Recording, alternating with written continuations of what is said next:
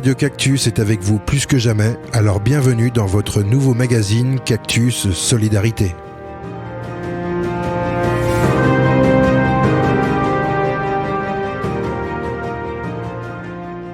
Bonjour et bienvenue dans votre émission Cactus Solidarité. Aujourd'hui, j'ai le plaisir de recevoir par téléphone Arnaud Chavelard. Bonjour Arnaud. Salut Sarah, ça va ? Oui, ça va très bien et toi-même ? Oui, ça va, merci. Donc, je vais expliquer aux auditeurs, on se connaît parce que tu es animateur sur Radio Cactus, sur l'émission Match Up, c'est bien ça ? C'est ça, exactement, une émission qui est diffusée depuis, sur le format hebdo depuis septembre, même mi-août d'ailleurs, de l'année dernière, à 14h le mercredi, et puis on a une rediffusion à 10h30 le samedi. Et donc effectivement, même si la conjoncture est un peu particulière, eh bien le rendez-vous est maintenu. Oui, c'est ça, parce que toi, tu as décidé que ton émission va continuer. Ouais, c'est une décision, j'ai réfléchi un petit peu, parce que évidemment, c'est une émission qui traite du basket, donc comme tout ce qui touche, d'ailleurs, que ce soit professionnel, sportif, culturel ou autre, c'est à l'arrêt évidemment pour la crise sanitaire que l'on connaît. Et donc j'ai hésité à continuer parce que évidemment le contenu qui était principalement des comptes rendus de matchs ou des interviews de joueuses, de joueurs ou d'entraîneurs devenait évidemment compliqué à faire puisqu'il n'y a plus aucun match. Bien sûr. Voilà, mais malgré tout, étant donné que le format de cette émission en hebdo est assez récent, comme je disais depuis mi-août de l'année dernière, on en est à 31 ou 32 numéros, donc ça reste quand même une émission assez récente et ça m'ennuyait de l'arrêter alors qu'elle avait pas encore, je dirais, regroupé. Elle a commencé à regrouper un peu de monde, mais on peut toujours faire mieux et ça m'ennuyait de l'arrêter maintenant. Ouais, je comprends. J'ai réfléchi un petit peu à un nouveau contenu et je me suis rendu compte que ce qui pouvait être intéressant, c'était de parler, de donner la parole aux sportives et sportifs qui forcément ont leur quotidien bien modifié actuellement du fait du confinement, Ouais. mais qui doivent maintenir leur forme, qui doivent essayer de garder un rythme sportif au cas où la saison redémarre, Oui. qui est peu probable, mais qui peut encore arriver. On en saura plus cette fin de semaine sur une décision de la Fédé. Mais quoi qu'il en soit, je trouvais intéressant de faire un petit focus, voilà, sur la manière dont les sportives et les sportifs s'occupent, se maintiennent en forme, comment vivent ce confinement, leur avis sur ce que la Fédé doit décider. Donc on avait plusieurs angles de vue qui étaient possibles et j'ai donc pris la décision de continuer cette émission. Puis comme j'ai un petit tissu de connaissances que je me suis fait depuis que cette émission existe, il y a des invités qui ont tout de suite répondu favorablement en disant que l'idée les intéressait. Donc c'est pour ça que on continue jusqu'à ce que on ait fait le tour de tout le monde et que vraiment tout se mette en sommeil. Mais là, je pense qu'il y a encore plein de choses à dire sur, notamment pour les plus jeunes sportifs qui se demandent comment se maintenir en forme. Ça leur donnera peut-être des idées pour le faire chez eux. Ben, bien sûr. Et donc, avec tes conversations avec les basketteurs et les basketteuses, comment tu les trouves dans ce moment de confinement, mentalement? Alors, mentalement, mais il y en a beaucoup qui, évidemment, s'obligent un petit peu à une certaine discipline. C'est-à-dire que quand on est chez soi et qu'on n'a pas un planning qui est vraiment défini, c'est difficile de se motiver qui plus est tout seul. Mais la plupart étant des professionnels, de toute façon, ils et elles ont cette exigence de se maintenir en forme et de garder un petit peu de discipline là-dedans. Après, ils et elles savent de toute façon, pour vivre des intersaisons pendant l'été, que si tu t'arrêtes complètement de faire une activité sportive quand tu es sportif de haut niveau, tu as des risques de perdre la forme, d'avoir une masse musculaire qui change et d'être complètement à court de forme quand il faut rattaquer. Donc de toute façon, elles ont, pour les sportives et ils pour les sportifs, ont tous de toute façon cette discipline et cette obligation de se maintenir en forme sous peine justement d'être en méforme. Voilà. Après, ce qui est compliqué, c'est qu'il faut s'adapter parce que du fait des restrictions de déplacement, qu'il faut pas aller trop loin, S'ils ont envie de trouver un terrain de sport, parfois il n'y a pas toujours de terrain de sport à proximité, donc il faut un petit peu s'adapter, faire ça dans son jardin, dans sa salle de séjour ou ailleurs.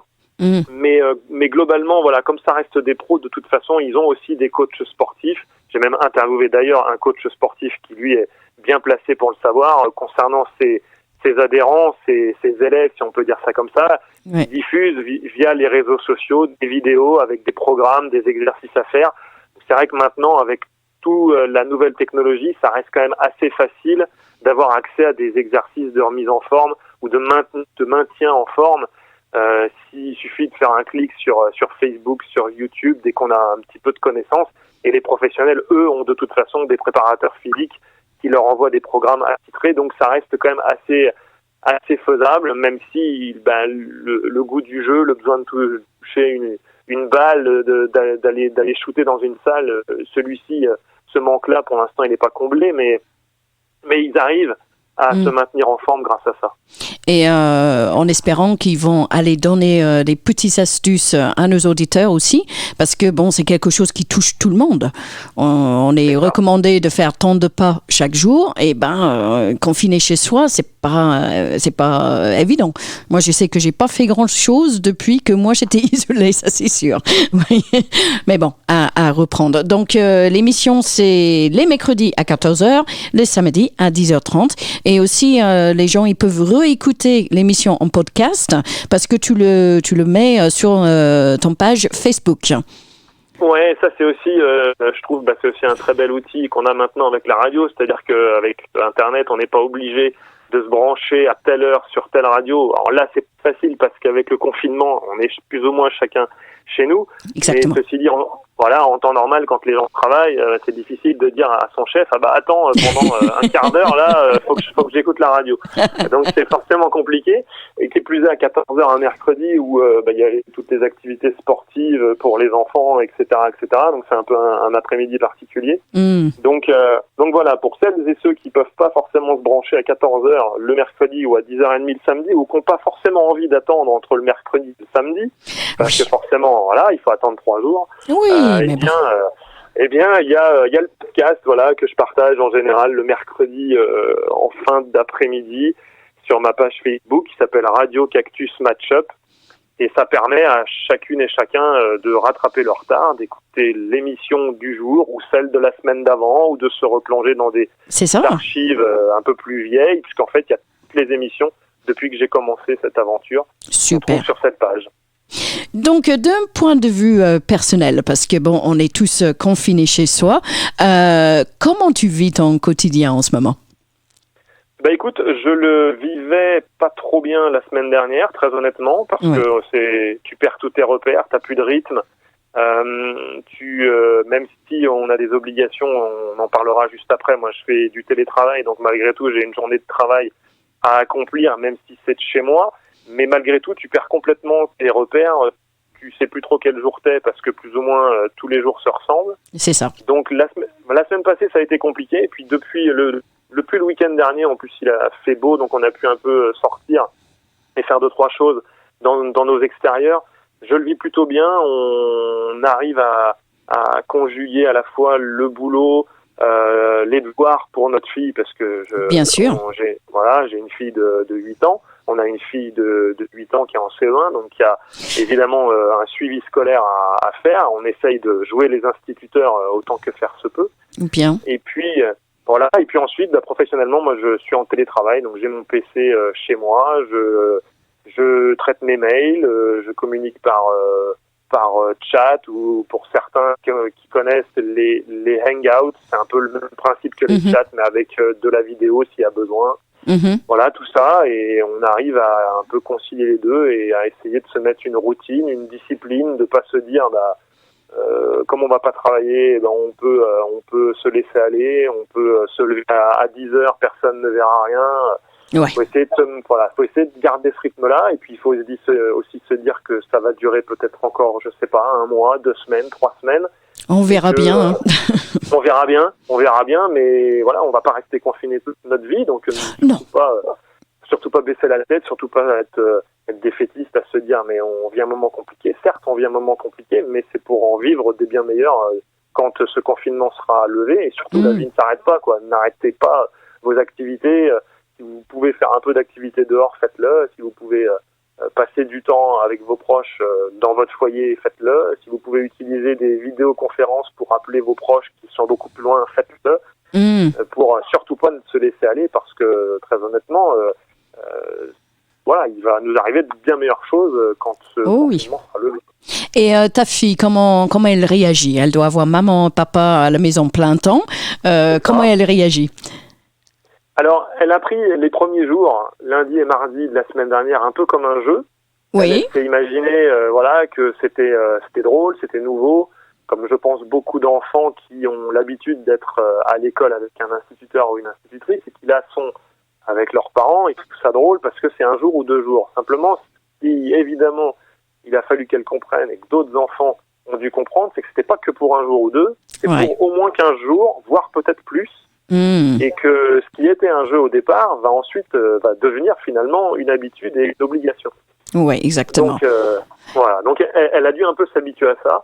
Et puis après, on a la chance d'avoir un instituteur qui est extrêmement bien organisé, qui tous les soirs nous envoie une proposition de journée à faire pour le lendemain, nous envoie ensuite le lendemain la correction pour si on n'a pas forcément eu le temps de corriger, ou etc.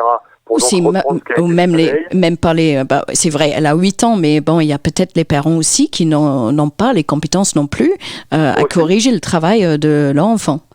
Ou le temps. Oui, Parce que voilà, il faut aussi s'imaginer qu'au lieu de travailler et de ne faire que du travail pendant 8 heures sur une journée, on va faire en même temps que ces 8 heures, on va également, peut-être pas pendant 8 heures évidemment, mais au moins sur 2 ou 3 heures, on va faire l'instituteur. Et il y a un moment donné où quand on a besoin de corriger quelque chose, on peut avoir une grosse galère professionnellement. Oui. Donc on laisse un peu cette correction en plan et puis la journée passe, on a complètement zappé de corriger. Donc l'instituteur nous renvoie les corrections pour pouvoir gagner un peu de temps. Donc ça, c'est un sacré confort. Mais c'est vrai, on fait qu'est-ce qu'on peut. On n'est pas les professeurs. Donc on fait qu'est-ce qu'on peut. Hein, c'est tout ce qu'on peut faire.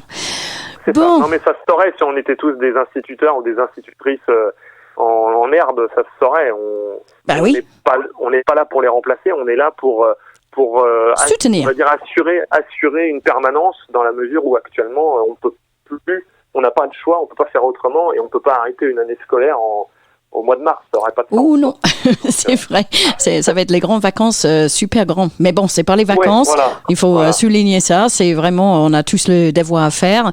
Donc voilà, bon, Arnaud, moi je voudrais bien te remercier pour avoir fait cette interview avec nous. Merci énormément pour avoir continué ton émission, parce que bon, c'est pas évident, mais tu arrives bien. Bon, et donc pour les auditeurs qui écoutent cette interview, je rappelle les horaires de Match-Up par Arnaud, qui est en ligne avec moi en ce moment. C'est les mercredis à 14h et les samedis à 10h30. Et aussi, vous pouvez réécouter les émissions sur les podcasts, sur la page Facebook de Arnaud, qui est Radio Cactus Match-Up. Je crois que j'ai dit toutes les infos, là.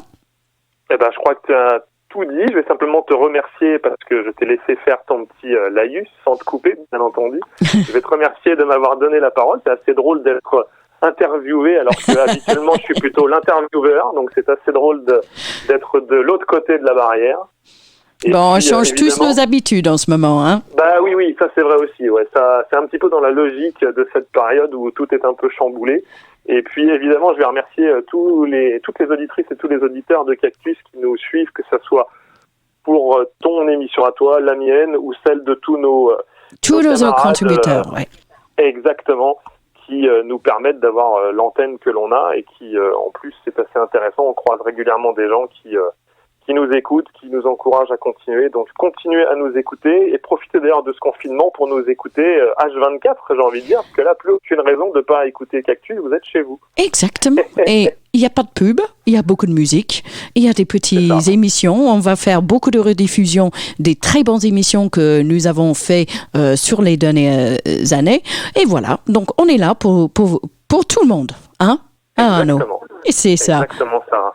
Bon, merci beaucoup et on se retrouvera très bientôt, bien sûr en ligne.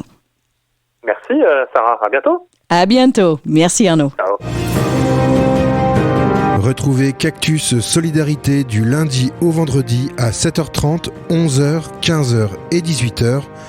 Vous voulez témoigner, parler de vos initiatives, vous avez un message important à faire passer, alors contactez-nous au 03 85 25 18 77 ou par mail sur radio-cactus@wanadoo.fr.